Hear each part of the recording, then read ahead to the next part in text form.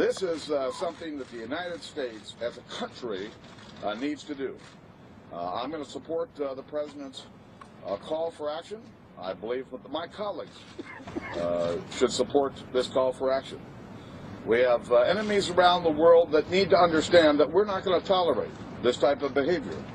We also have allies around the world and allies in the region who also need to know that America will be there and stand up when it's necessary.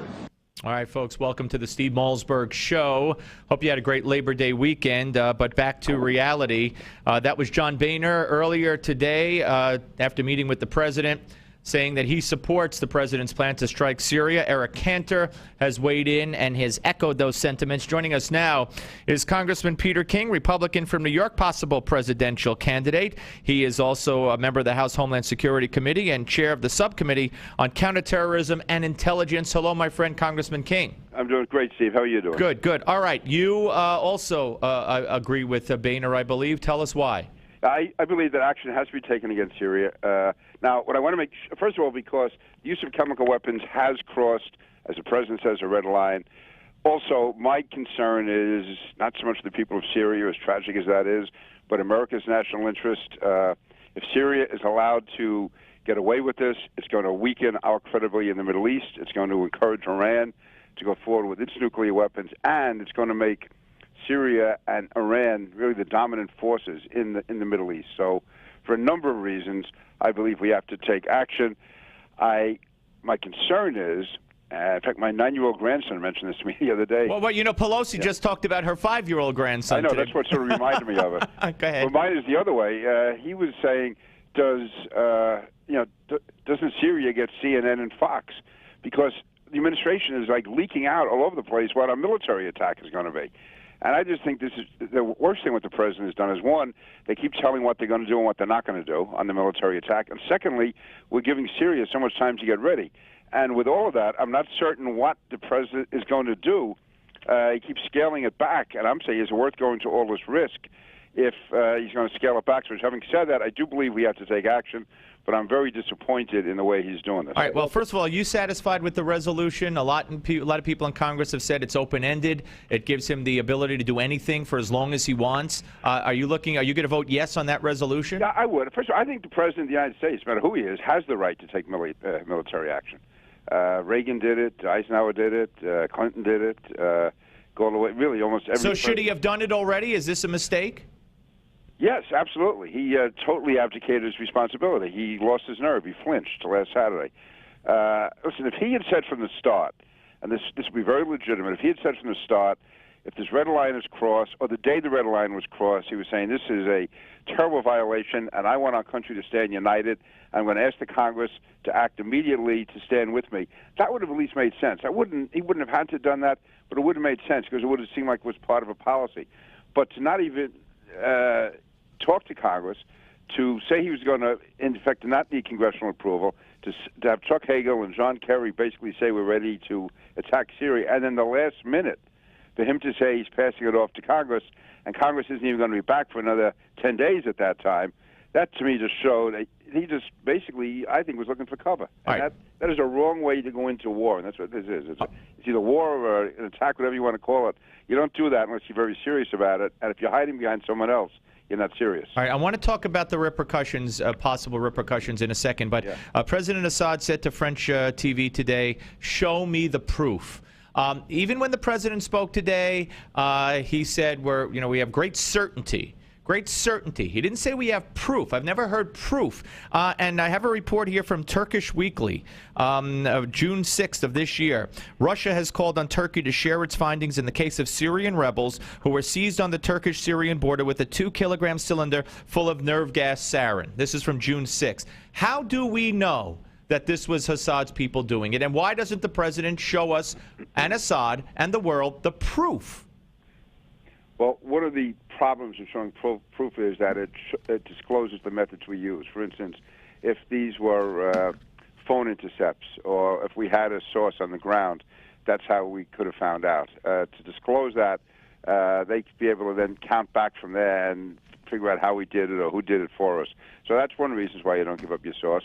And secondly, there are things that you just don't want the rest of the world to know. Now, I've not personally seen the evidence. I intend to, but I have spoken to people who are very much involved in this, people who I trust, and they are very confident that this did come from Syria. And Syria could do a much better job of defending itself if it wanted to. And most of the British and others who have looked at it have all said that they strongly believe that it is Syria. So do you believe this is going to pass? We have Scott Garrett coming up at the bottom of the hour. He's inclined to vote no. I mean, do you think the president will get the majority of Republicans? I don't know. I think it's going to be tough because he certainly has not done very much to convince those who need convincing. And I can understand somebody voting against it. I intend to vote for it, but he's done a very, very poor job of leadership on this. And so I say right now, if it came to a vote, we'll probably lose today.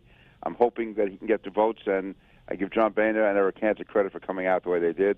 But it's going to be tough. The president, basically, he drew the red line last August. That's over a year ago, and has not spoken to Congress about it since.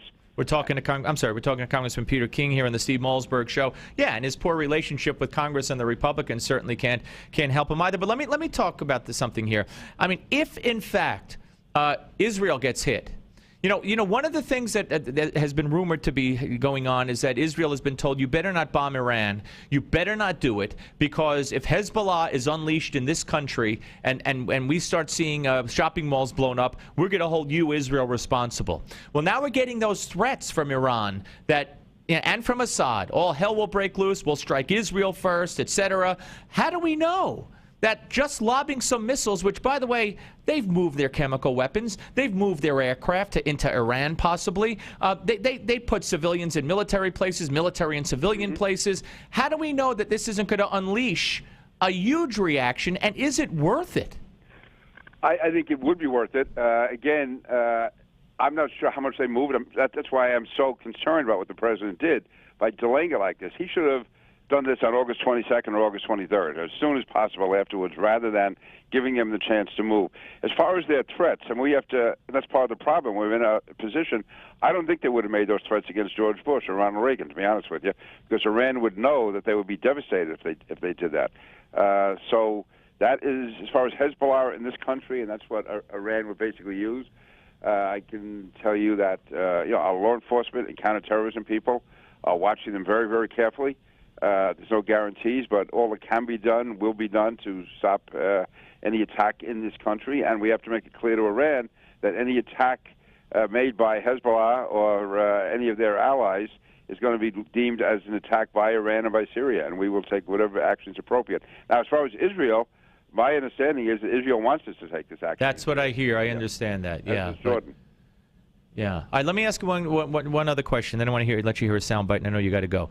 The fact of the matter is, if we catch, let's say, God forbid, a Hezbollah cell or a Hezbollah guy, and let's say they just blew something up in this country, we still wouldn't stick their head underwater to find out when the next attack is going to take place. See, that's what bothers me. But it's what bothers me about the NSA. You want to track my phone calls and keep a record of my phone calls? Then tell me that if you got a ticking bomb scenario, you're going to put the terrorist's head underwater.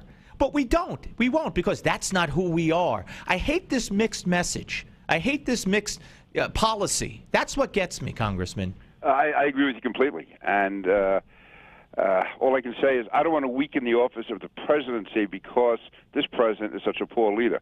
But I agree with you completely that it would be absolutely disgraceful if and when we do capture someone from Hezbollah, if we start reading the Miranda rights, if we go out of our way to say how humanely we're going to treat them, and then pat ourselves on the back, and then have bombs go all over the country. Yeah. No, that's, we lost the last election. I guess that's one of the consequences of it. But I really I agree with you completely. We're at war, and we have to realize we're at war. And we just have to keep trying to get that message out. I want you to hear, I know you're on Fox and Friends a lot. John McCain was on Fox and Friends today, and he made a very disturbing comment to me, which, you, with the hearings you've held and the work you've done in exposing radical Islam, you know. Just give a listen to this exchange with Brian Kilmeade. This is the McCain. I know you met with General Idris, who is a defector from the Syrian army, who's come out. Some say that he does have ties Muslim extremists, I don't know. Well, listen to this video, Senator McCain, of a Syrian, it looks like a fighter jet being shot out of the sky. Listen to what they say afterwards.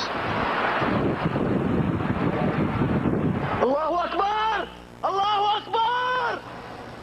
I have a problem helping those people out if they're screaming that after a hit. Would you have a problem with American Christians saying, thank God, thank God? That's what they're saying. Come on. Of course they are Muslims, but they are moderates, and I guarantee you that they are moderates. I know them, and I've been with them. For someone to say Allah Akbar is about as offensive as someone saying, thank God. So, I mean, is he purposely saying this, or does he not know, or does he believe this, that Allah Akbar, you know, when they shoot down a plane, is the same as a Christian saying thank God? And I don't think a Christian would say thank God. They'd say yes. But anyway, you tell me with what you just heard. Yeah, again, I can't comment on that specifically. I can tell you this, that here's where I disagree with Senator McCain. I am very concerned about the al-Qaeda influence among the rebels. I think that probably a majority of the rebels are still sympathetic to us, but the most effective fighting forces, unfortunately, are the al-Qaeda supporters, basically al-Nusra. And the longer this goes on, the more they go to the top. So I am very concerned about them. So I'm not being any kind of a Boy Scout here. There are not that many good guys over there, but there are enough. I think there are enough people from the Free Syrian Army who we could work with if we move quickly, and if we can force negotiations here at this stage, and we're the driving force behind it, we can influence them. But I am very concerned about the al-Qaeda influence among the rebels, but I'm also concerned about Assad. That's why I'm hoping if we can nullify or diminish their military capacity, that'll bring about negotiations. And since we're the ones who have driven that, it will give us much more of a presence at the bargaining table to keep down the al-Qaeda forces. Gotcha. This is not easy. There's no easy answer. I hear you. Congressman, thank you very much as always, my friend. Thank you. Take care. Congressman Peter King, ladies and gentlemen, here on the Steve Malzberg Show. So what do you think? Do we help these al-Qaeda-led rebels? Do we have a business in Syria? Should we bomb or should we not bomb? 855-777-9660, 855-777-9660. Give me a call on the Steve Malzberg Show on Newsmax.